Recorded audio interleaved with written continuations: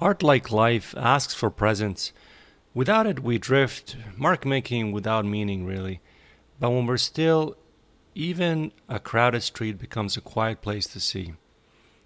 Welcome to this week's demo.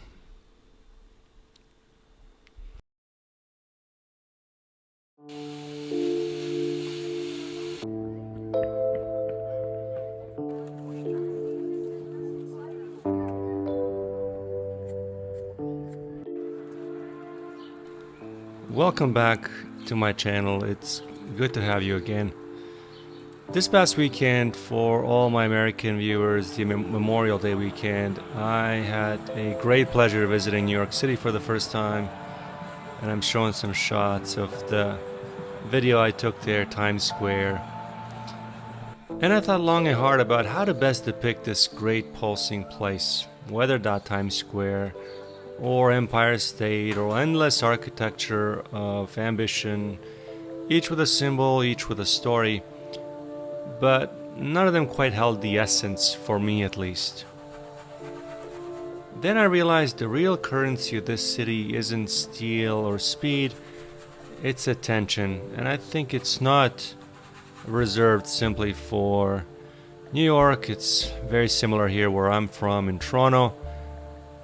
But in a place where everything competes to be seen, the ability to slow down and truly notice becomes rare, sometimes even radical. So this week's lesson I thought I'd devote to that exact thing, which is arguably the most important part of any painting, and that is attention. So being present while you're painting. So my subject isn't a landmark or a monument. It's something, or actually rather someone, we all pass by every day without a second thought. Quote unquote, an unknown pedestrian, I guess. Moving, unengaged, vanishing into the blur of the city.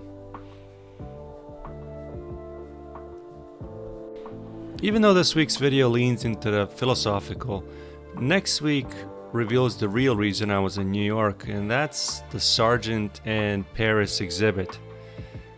A master of presence in his own right, Sargent painted with eyes wide open and brush in hand. Every stroke, he was known to step back and analyze.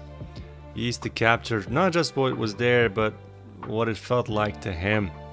So that's hopefully going to be next week's video, a rather long one, so do come back for that. But I intend to pursue New York further with possibly another video or two thereafter. A lot of you have been asking questions about how do I use photographs, and I haven't really delved too deeply into that except to say that I use them, but cautiously and not as instructions, but more like an invitation. They obviously hold information, they hold a memory, but it's the painting that gives the presence that you want. So the actual feeling comes fundamentally from inside out and not from outside in, I always say.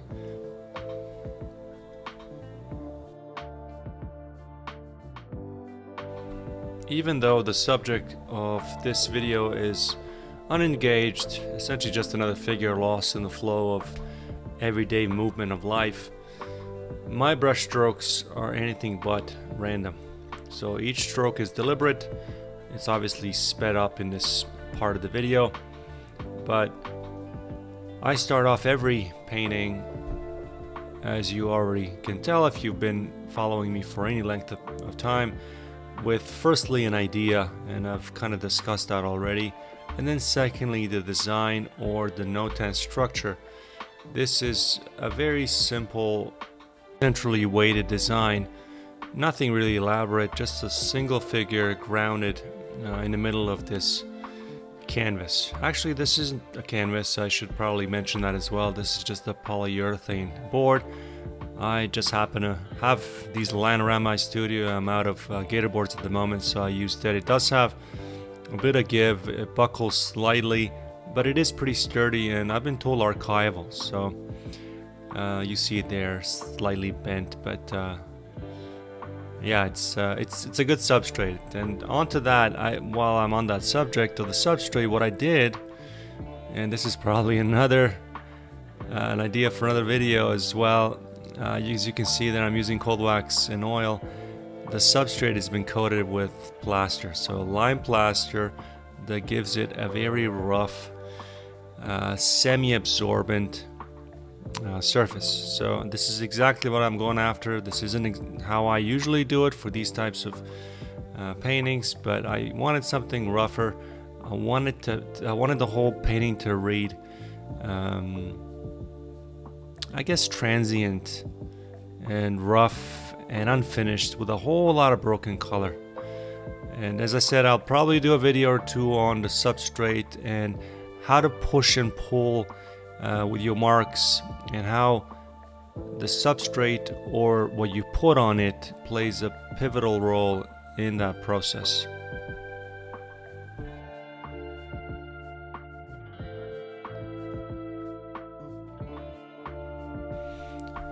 Attentive mark making for me is really about slowing down and staying present with each stroke.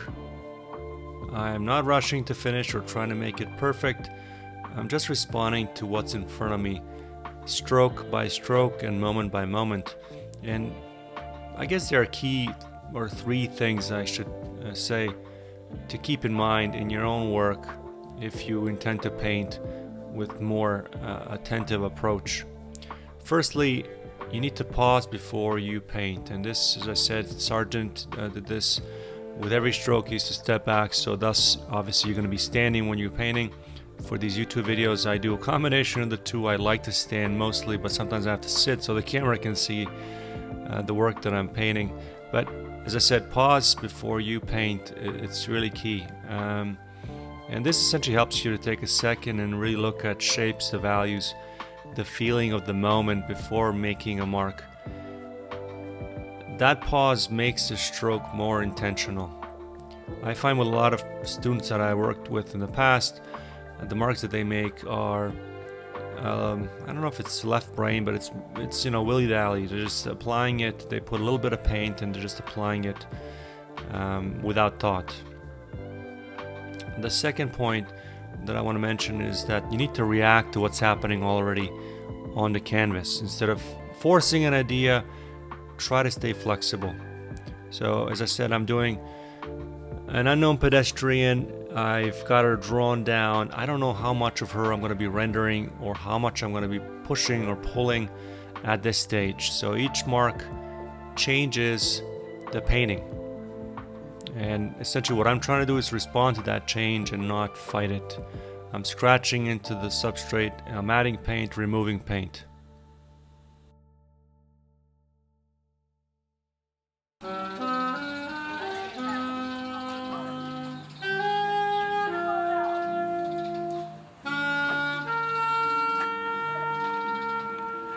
With this constant hustle bustle of places like this, it's always energizing to see moments like this, quiet solitude with this trumpeter or someone on a park bench with a book, or this particular mosaic bench that's part of the High Line in New York City, which is an old elevated freight line that was converted into about 2.3 kilometers of above ground public park and walkway. It's quite something to see. If you're there, definitely check it out.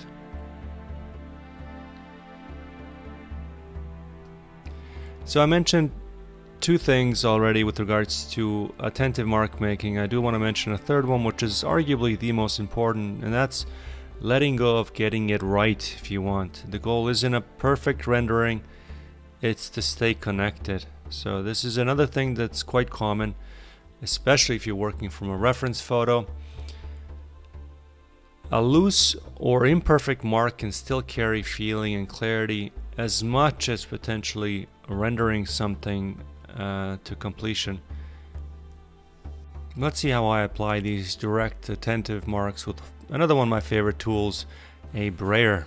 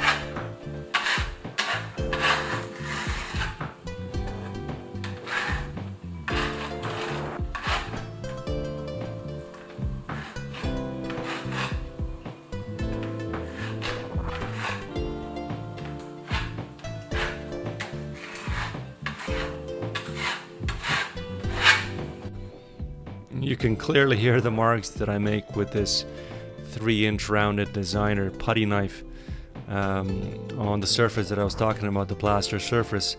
There's a kind of rhythm to it, a scratch, a drag, a press. It obviously matters, and I mentioned this before on many of my videos, matters how you're holding these tools and how you're applying it, and that will obviously dictate the kind of marks that you make. But it kind of reminds me that painting isn't just visual, it's physical, even a little percussive, I guess. It keeps you grounded in the moment and kind of focusing on the sound and the feeling as much as the image.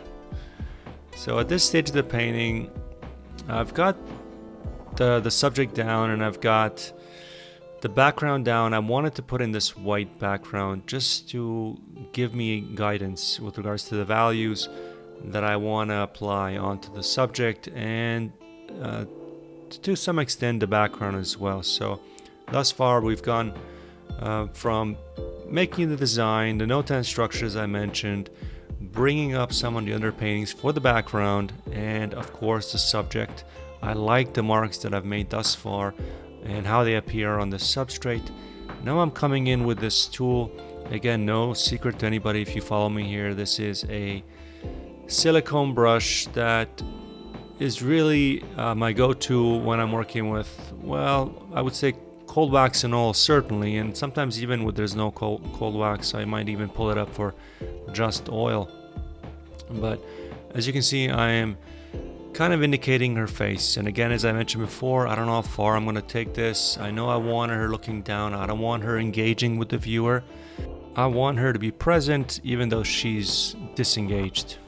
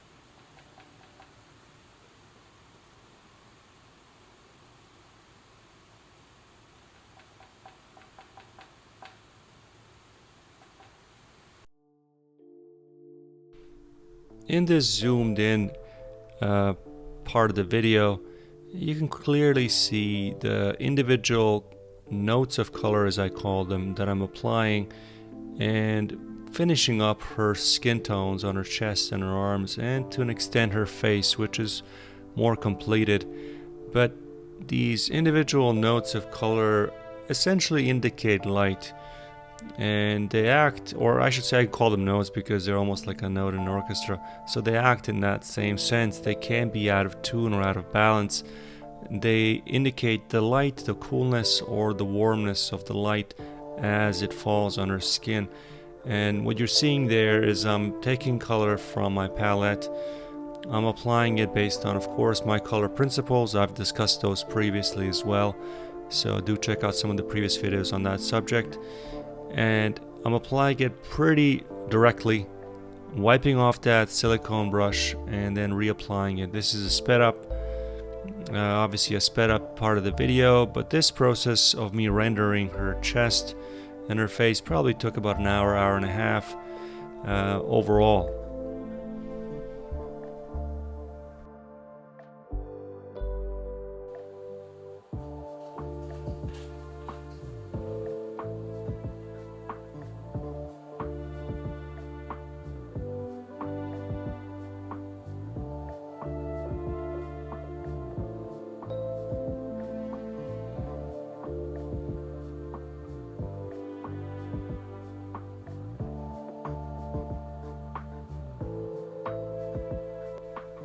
Let me know what you think about this intuitive, attentive style of being present, painting this way, and whether you employ some of these same principles.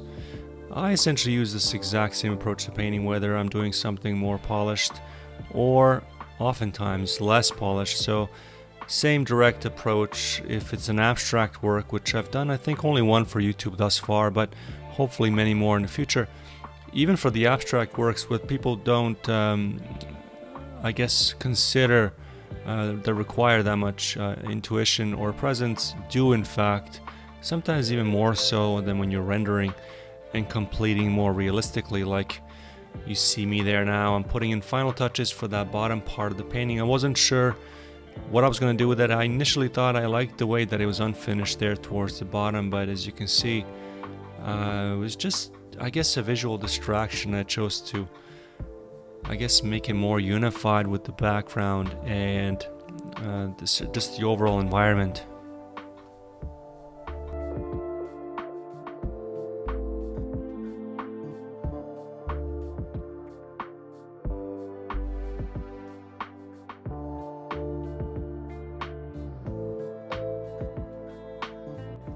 Let's see what some of these marks look like up close with the finished painting.